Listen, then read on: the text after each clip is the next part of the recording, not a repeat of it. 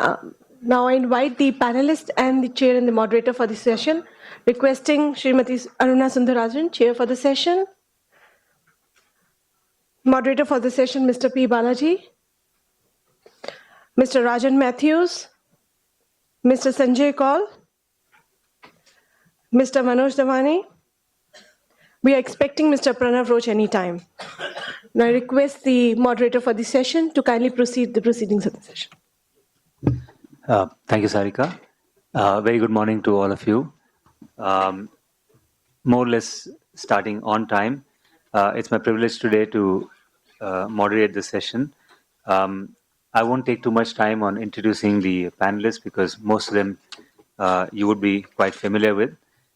Before I hand over the mic to the chair to basically set the tone for this session, may I just introduce the panelists very briefly. We have Srimati Aruna Sundarajan, as you know, Administrator USF from DOT. We have Mr. Manoj Davane, who's the Vice President in Ericsson, and he handles multiple portfolios, right from government and industrial relations to technology and CSR activities and initiatives. Mr. Sanjay Kaul, who's the Managing Director for the Service Provider Business for Cisco India and SAARC, and Mr. Rajan Matthews, the Director General for COAI. One of our panelists, Mr. Chetan Krishnaswamy, was to join us, but unfortunately, he suffered heat stroke, so he's not able to join today. But as we said, the last panelist is Mr. Pranav Roach, who's the President of Hughes Network, and he should be joining us shortly. Without much ado, can I request Srimati Aruna Sundarajan to give her opening comments?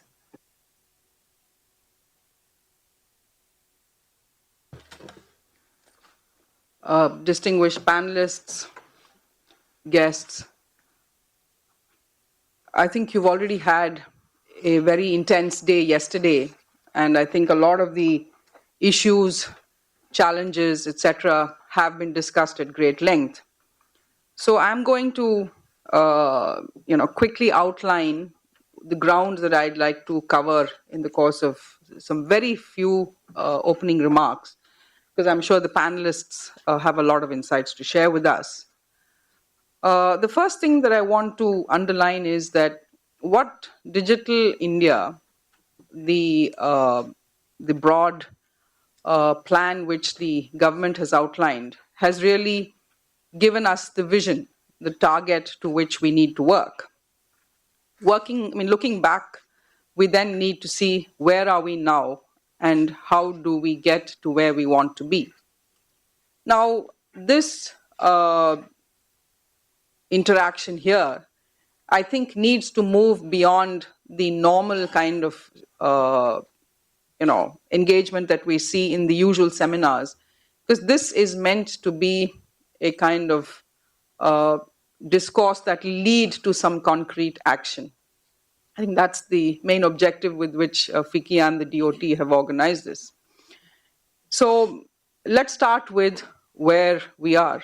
And I think the FICCI E&Y report did speak about the fact that we are, whatever index we look at, we seem to be somewhere between 110 to 140 or 145, which is not the best place to be.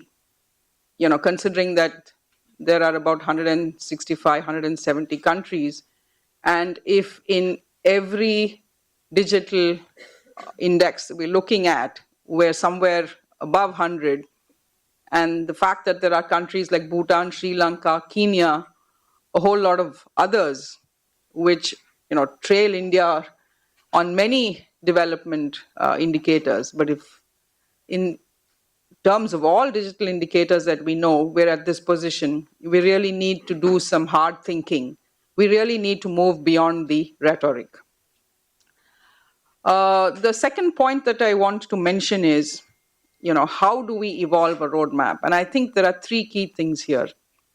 First of all, I think we have to recognize that while a lot of the action lies with government, Digital India is too big to be left only to government. And so I think even in terms of the broader policy making, I see a key role for industry. I mean, if we look at many of our Western counterparts, even other developing country counterparts, we see that industry proactively actually draws up pointers to say where we are, where are the areas we need to move ahead, and how can we move ahead. I think that is one area where I think we can do much more. In India, we certainly can do much more. We don't need, problems to reach a certain critical stage before we start flagging them. And I think one of the things, in fact, I've had opportunity to share this with a lot of industry bodies, that industry needs to be more proactive, in terms of putting out or preparing the ground. You see, even while policy making remains, largely the domain of government, preparing the ground, finding out what would be the views of stakeholders, presenting an analysis of what are the pros and cons. I think that key role still has to be largely initiated by industry, by think tanks, by experts, by academics. And I hope that we will be able to address ourselves to that part of the exercise. The second thing that we need to do is we really need to converge and optimize our resources.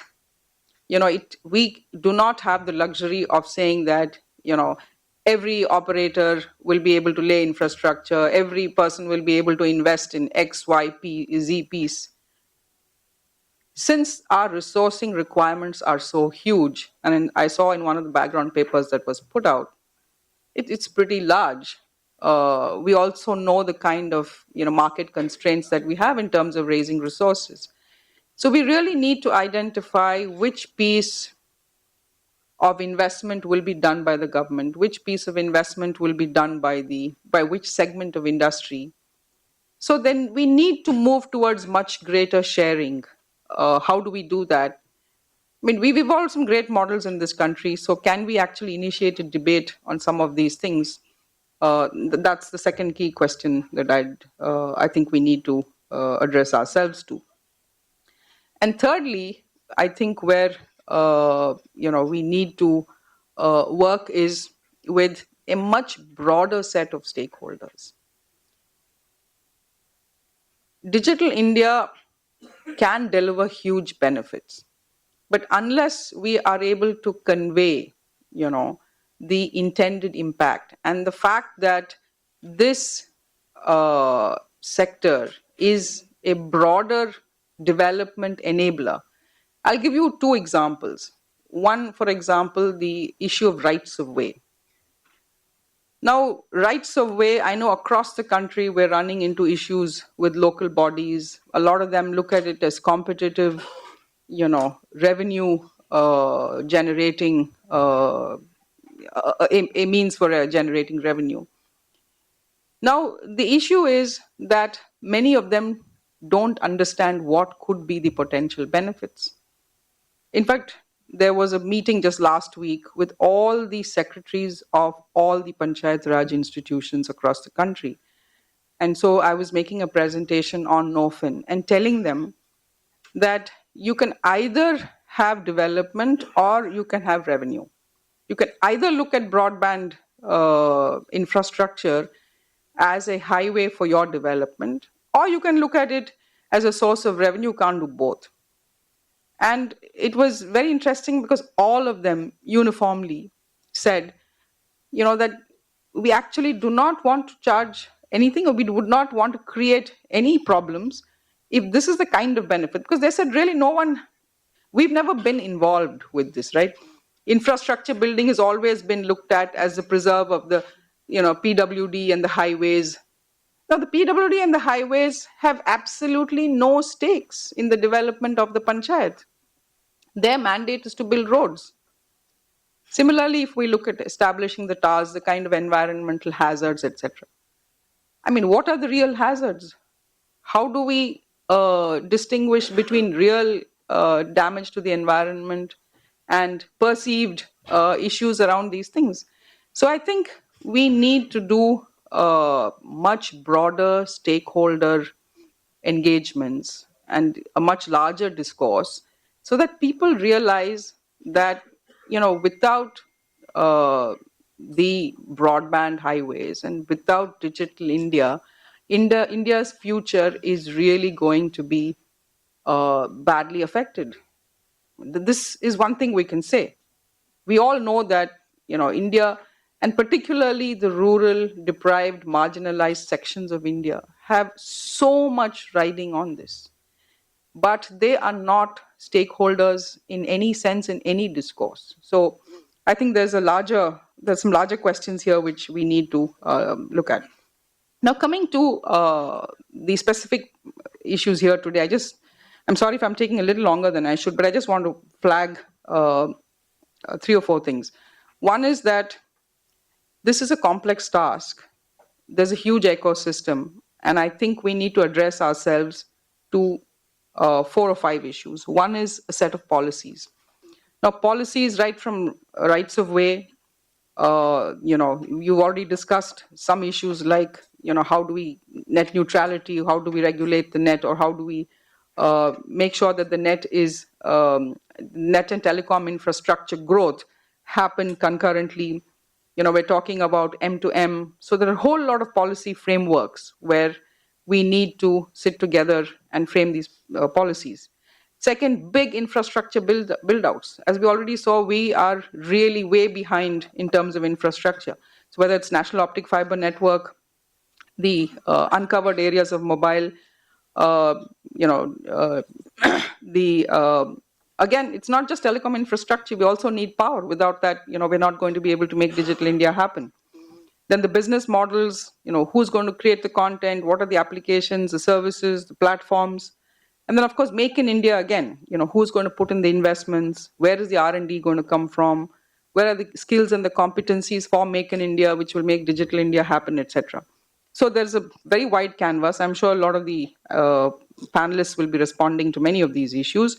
I just want to stop with mentioning where we are on the National Optic Fiber Network, because I happen to be heading Bharat Broadband, the special purpose vehicle. Two important points on that. One is that this project, although it was conceived in 2011, had been sort of slow to start. I can tell you that in the last 6 months, we have been able to accelerate the pace 30 times. So even as we speak, about 65,000 kilometers of optic fiber have been laid in just the last 6 months. Now, that's not enough, because the target that we're actually working towards is much larger with a much shorter time frame. But we expect that in the coming months, we will see a huge momentum in this activity. We are working towards that. We're also looking at some changes to the initial architecture.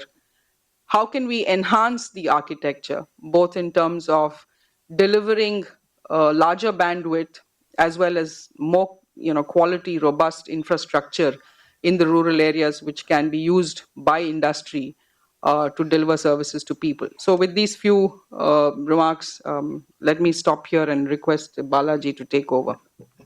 Thank you very much, ma'am. I think this was very, very appropriate to set the whole tone of this whole conversation that we'll have. I just thought, rather than kind of go sequentially on each question, maybe just build on what you started with in saying that there are 3 or 4 dimensions to this entire discussion, which is around broadband access, which is what we are focusing on here mostly. You talked about the policy, which obviously is, whether it's licensing or otherwise, is an important dimension to look into. Spoke about, I think, technology, which is, you mentioned power, maybe spectrum is another dimension that we need to look at. Then we talked about stakeholder engagement, which is again about reaching out to a broader set of constituents. And if there are experiences that we have, because there are, I know that Rajan from COAI has been working very closely on, dealing with a lot more of larger constituents, whether it's in the context of EMF or otherwise. So those experiences and what that means in the future could be a dimension we can look at. And something on the business models, whether it's investments, sharing or services. I guess in the context of investment, clearly one thing is good to know that this industry, which has seen a lot of business models that have allowed for optimizing investments, a very important point that you mentioned, ma'am, still has seen about 750,000 crores of investment in 20 years. And if you now need to take the 900,000 or 900 million people that have connectivity today and say we need to go from 150 to 200 people who have access to internet to a billion, then you're talking about in the next 4 to 5 years about 500,000 crores. So who's going to make that investment? Where will that come from? So that dimension of the business model could also be probably expounded. So I wouldn't, specifically look at any one person on the panel to answer it in totality, but I'll just request, who would like to go first to kind of, pick up a dimension that you believe is most relevant from your point of view for this discussion. So maybe I can get started. Thank you very much, Srimati Aruna and Balaji. I think I think the fundamental issue here is that the challenge that we've taken as an industry is a mammoth challenge, and I think everything is coming together now. We have the right government, we have the right policy framework coming into play, and I think what it takes is the entire industry to come and get their heads together and move from talking to executing. I think because otherwise we will not reach anywhere. I think that's kind of the outside I'd like to say. Second piece is when we talk about digitizing India, I think we're talking about a majority of population that's out there in the rural India. So how do we create business models? How do we create technology innovation that we can speed up the deployment? And of course, we see ourselves, Cisco sees ourselves as one of the jig in this whole puzzle. And I think technology company like ourselves come in with technology enablers. I think we come up with funding for creating an innovation in India. And the third piece is something that you cannot copy from the West. I think we can look at a lot of great examples around the world where they have done it pretty efficiently. But I think a lot of innovation has to be developed here in India. And how do we, as an industry, promote that innovation and create cost models that are relevant for India? Because if you just go back a decade and a half, I think our mobile industry was in deep trouble because we tried to bring in models that worked in the West and try to implement that here. It just did not work. But eventually, I think the time took the course, and I think we invented models for creating voice, which are unheard in the world. I think today, industry, I think if I talk about the leaders, at $3 ARPU, they're generating EBITDA levels. I can tell you, operators around the world with $30, $40 cannot. So my belief is, I think same has to happen in digital India. I think you need to get public-private partnerships going. You need to embrace innovation, which is local, because I think we have a huge youth. We have a phenomenal software capability. I think if I quote ourselves as an example, India is our second biggest software engineering facility in the world. So, and I'm sure there are many multinational companies, vendors here who can talk about the same thing. So we have the capability. I think we have the vision and the mission. I think what we probably as an industry need to is get together this cohesive ecosystem and go and execute. I think that's what I feel is the call for an hour. Thank you so much, Neema. Thank you. I think very appropriately set tone, Mrs. Sundarajan. Thanks a lot for that. And from a very specific, actionable point, let's say, and that's what we should endeavor to make the vision a reality, because the vision is drawn out. Yeah, we have to go for 600 million subscribers on broadband. NTP 12 has said that very fairly and squarely, and we are all reaching or trying to reach that side. The one thing that India gets talked about in context of, is there enough natural resource available to make that vision happen? And the but natural thing that comes is out of thin air, as they say, is spectrum. And is there adequate amount of spectrum? While there is a wireline requirement, optic fiber requirement, most definitely the backhaul, but we need the last mile connectivity, which will most probably come from wireless, unless technologies really change in the future. And in our opinion, what needs to be followed is something which is globally harmonized. We should try and follow sub-gigahertz bands of spectrum that are already in use at many, many places in the world. And this is happening in the country. That is the good news that I want to share. 15 megahertz of additional 2100 spectrum, which will aid 3G penetration, is also on the cards. Probably will come in the next auction. 700 megahertz is a fantastic band all across the world. And these will facilitate a lot of LTE deployments, which is a spectrally very, very efficient technology. So one sliver is making more natural resource available. And I think we are in good course. Kudos to the government for that. The second is whatever we have, are we optimally using it? And I think I take the cue again from Mrs. Sundarajan's kind of call for action is can we converge and optimize resources? And this again, technologically, when you interpret it, there are technologies that are now coming up to the fore and practiced in the world called carrier aggregation, which means you can marry two different bands of spectrum and give a much bigger experience, as high as almost 400 megabits per second. And these are not trials; these are commercial deployments that you will see very soon. We need that in the country because we have 7 bands in which allocations have happened. So carrier aggregation is a must. It may sound a bit technical, but bear with me. These are things that you will see in the future. The second thing that is happening is how do we use licensed spectrum and the unlicensed bands for doing some kind of offloading. And these are techniques that you will hear once you read the journals of telecom, of things called license shared access or license assisted access, which are facilitating all these things. These are all indicators of how do we utilize existing spectrum in a good way.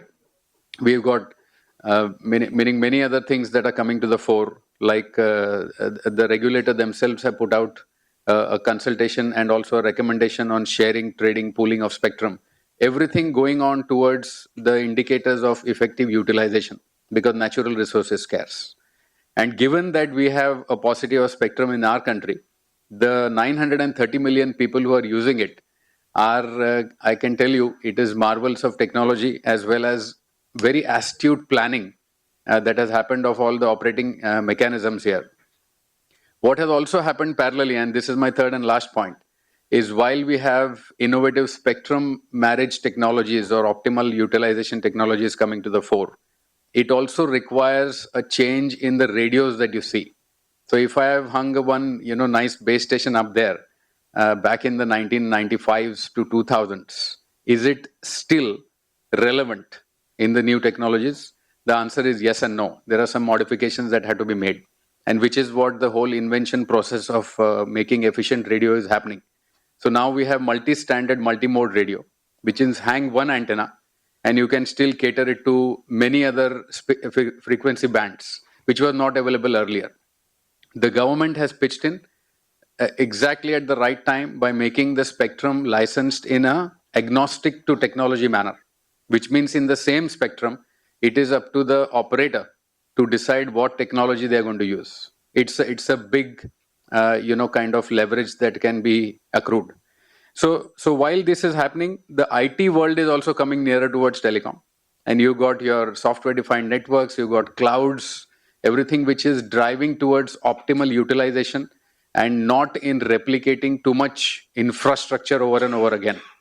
So I think the cue is from that statement that Mrs. Sundarajan made of can we converge and optimize resources. I think we are going to see that a lot in the future. So keep this space kind of open in your mind. And in order to reach 600 million broadband subscribers, most of these things will have to be done. Yeah, that's what I would say at this point. Thank you, Manoj. Rajan? Thank you, Balaji. I think for one thing, picking up on what Mr. Sundarajan said on policy and some of those issues, I'd just like to comment from an industry perspective. But first of all, an acknowledgement. I think Mr. Sundarajan has come to this task as a breath of fresh air. I think 65,000 kilometers is quite a phenomenal achievement. And one thing I say is that we need more ladies into our administrative section because they seem to be able to get things done faster than we have. But